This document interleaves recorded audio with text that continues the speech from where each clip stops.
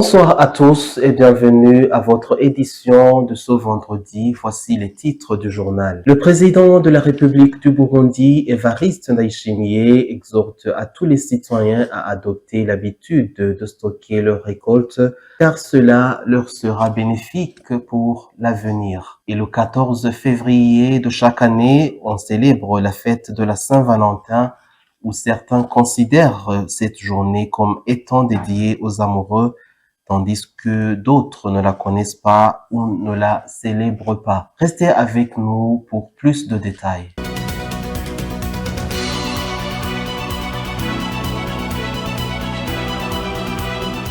Le président de la République du Burundi, Évariste Ndayishimiye, exhorte à tous les citoyens à adopter l'habitude de stocker leurs récoltes car cela leur sera bénéfique pour l'avenir. Alors que le président de la République du Burundi, Évariste Ndayishimiye, avait effectué une visite dans les zones de Kigoma et Kigira, dans la commune de Bugabira, province de Kirundo, dans le but de venir en aide à 11 266 familles touchées par la sécheresse de la saison culturelle A, il a profité pour sensibiliser la population à l'importance de l'épargne des récoltes et de la protection de l'environnement.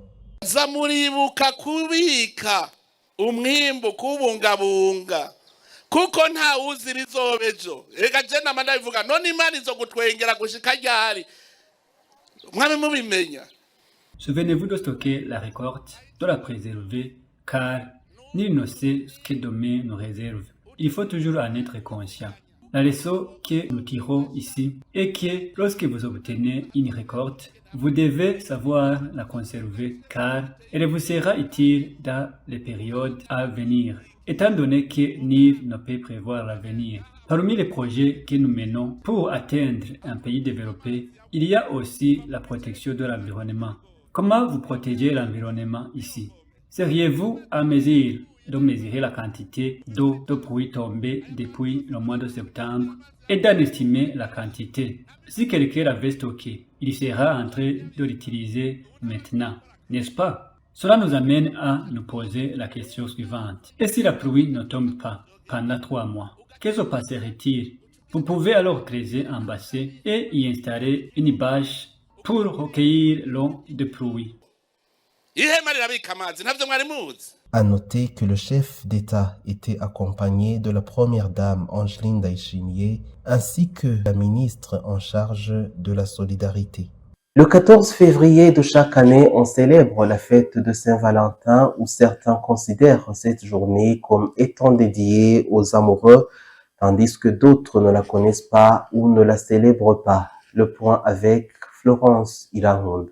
Parmi les citoyens que nous avons rencontrés en zone Nyakabiga, les uns nous ont annoncé qu'ils ne célèbrent pas la fête de la Saint-Valentin parce qu'ils ne la connaissent pas. Je ne connais pas bien cette fête, mais je l'ai entendu dire qu'elle existe, mais je ne suis pas familier à elle. Je pense que le 14 février, on célèbre la journée internationale dédiée à la femme.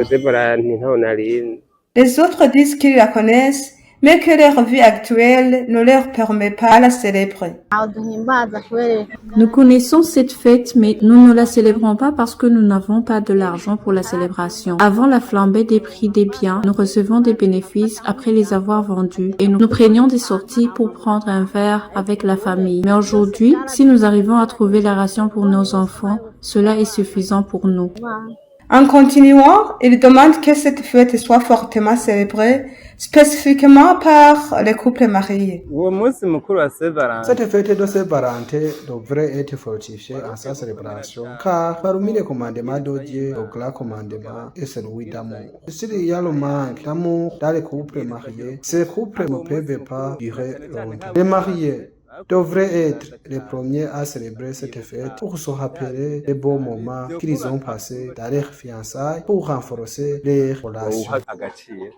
Signalons que cette fête est créée en 1496 par le pape Alexandre II et la célébration des couples le jour de la Saint-Valentin ne commence réellement qu'à la fin des années 1950. Certains citoyens vivant dans la pauvreté choisissent de chercher une vie dans des endroits où les déchets sont accumulés. Ces citoyens demandent au gouvernement de leur prêter main forte. Reportage signé Eric Nibaruta. Ces citoyens rencontrés en train d'offrir où sont accumulés les ordures ménagères se plaignent de la pauvreté et de la faim qui se trouve dans leur famille. C'est pour cette raison qu'ils prennent la décision d'aller fouiller ces ordures ménagères. Certains rencontrés au lieu de rassemblement des dépotoirs d'immondices de la zone de la commune de Nahango à Mérite Bujumbura disent la raison qu'ils poussent de faire son métier inapproprié. Mais ils demandent aux autorités gouvernementales et aux organisations internationales de les aider. Nous sommes pauvres, car si nous avons de quoi à manger, nous ne serions pas ici. Nous demandons au gouvernement et aux organisations internationales de nous aider pour avoir le travail générateur de revenus. Je demande aussi de nous donner du capital pour que nous changions la vie, car nous tous, nous sommes pauvres.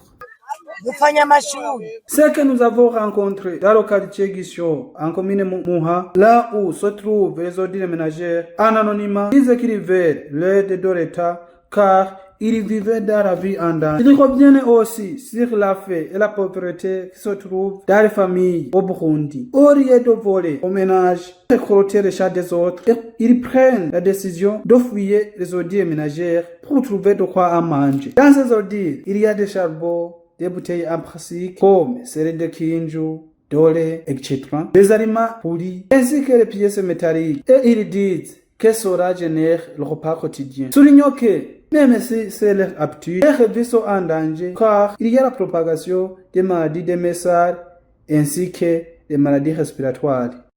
Suivez à présent l'actualité internationale. En Allemagne, vers 10h30, jeudi le 13 février, un véhicule de la marque Mini Cooper s'est approché de l'arrière du cortège d'une manifestation et organisé à l'appel du syndicat Verdi qui représente des agents de la fonction publique.